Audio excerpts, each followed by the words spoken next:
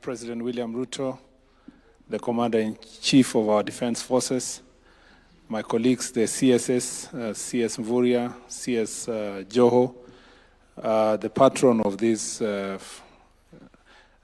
Kenya Police FC, and our PS Raymond Omolo, our PS for Sports, our IG, and the Senior Commanders President, DIG, DCI, our players from both the Bullets and the Police FC, good morning. First of all, congratulations for a job well done as a team. Pongezi sana. I was in the field when you were lifting the cup, and I was with the former Prime Minister. So, and I was telling him, and he came there as the patron of Gor Mahia, and Raymond was there as the patron of Police FC. So on a light note, I told him that since I'm a Gor Mahia fan, I was a very conflicted person. On one part, as a fan of Gor Mahia for many years, and now I was also on the other side, my job. In my job, my people had won.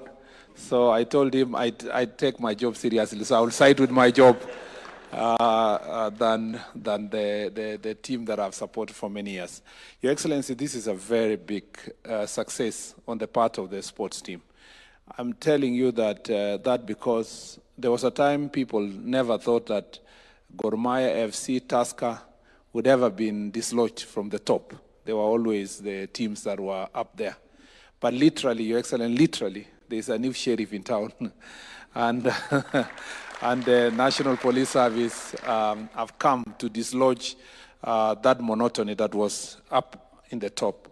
In fact, if you see the success they have made in a very short time, it's a testimony that with discipline, you can actually make great progress in a very short time.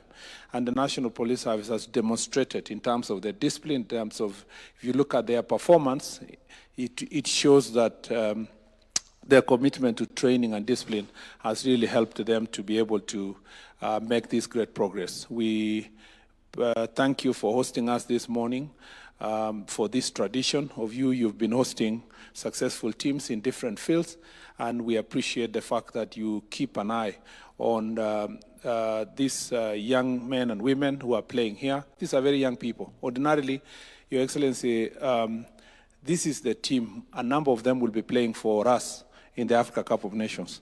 So they have a wonderful opportunity for the first time in more than 40 years, almost 40 years. This country will be hosting Africa Cup of Nations, and they are lucky to be playing football at this point in time because they will have an opportunity to play for the national team. And as my colleague CS Mvurya said, your investment in infrastructure, and particularly the role of the sports fund, has made a big, big difference. There is an opportunity to leverage on that, to do more, and I believe the private sector who are here are going to help us to move this forward. Your Excellency, I was joking with the Honorable Joho, and I was telling him he's not going to say anything here because he's not known to play any sport. If it was dancing, we would give him a chance to. So he will wait when the dancing competition team will come here. He will come with them.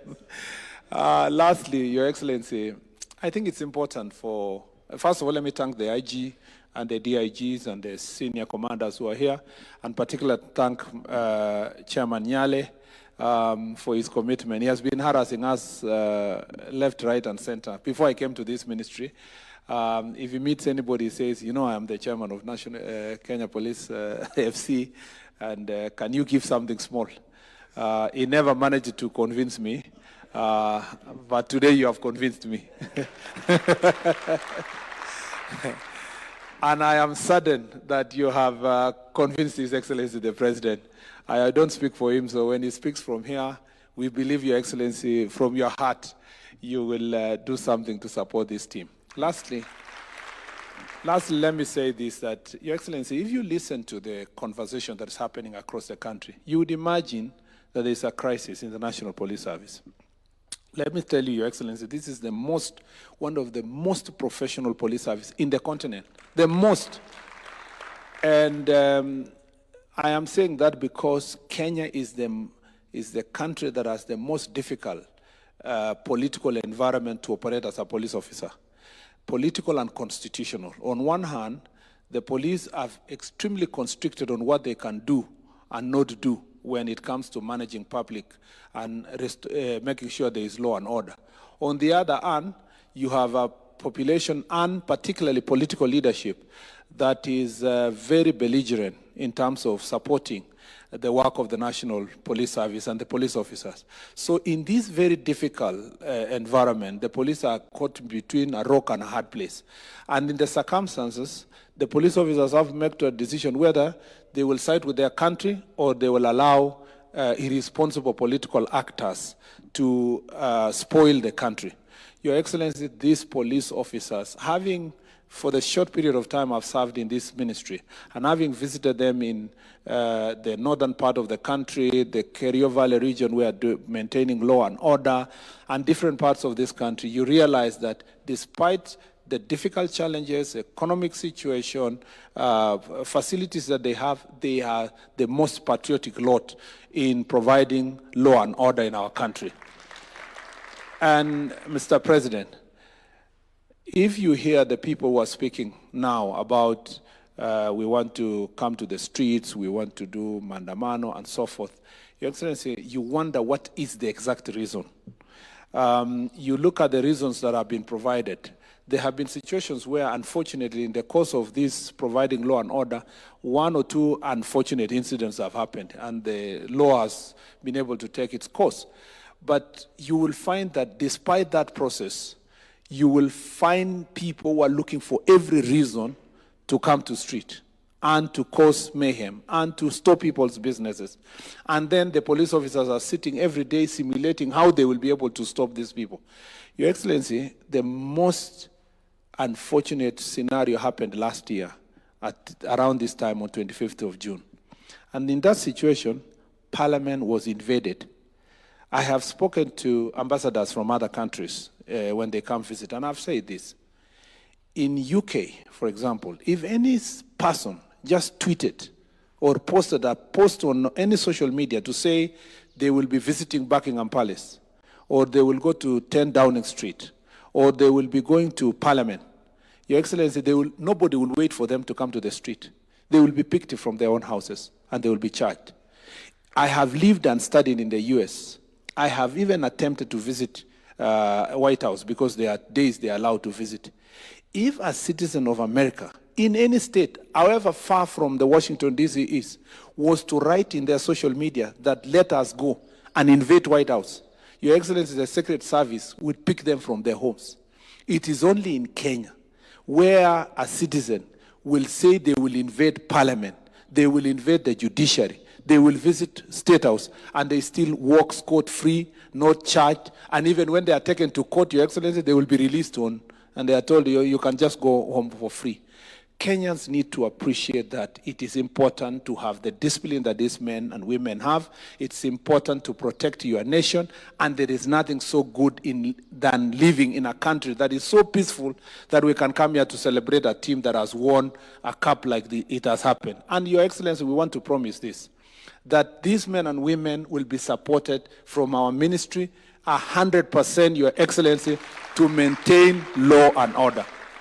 And we have received a notice from some of the political actors who, Your Excellency, not just few months ago, they were standing where I'm standing. They were defending law and order. They were standing against the chaos.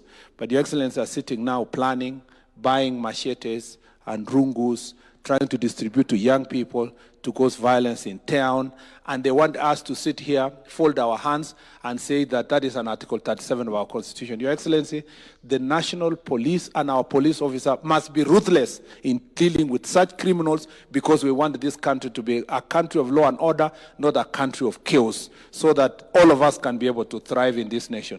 Young people in this country don't deserve to be running battles in the streets. They deserve to be playing football like this young. These are their generation. These are their colleagues. We want to give them an opportunity to grow. It is not an opportunity to be used by political actors to cause violence. Lastly, I want to say, Your Excellency, in the ministry we are ready to meet the families of those who unfortunately, Your Excellency, suffered as a result, lost their children as a result of these political acts. Your Excellency, it doesn't matter what happened.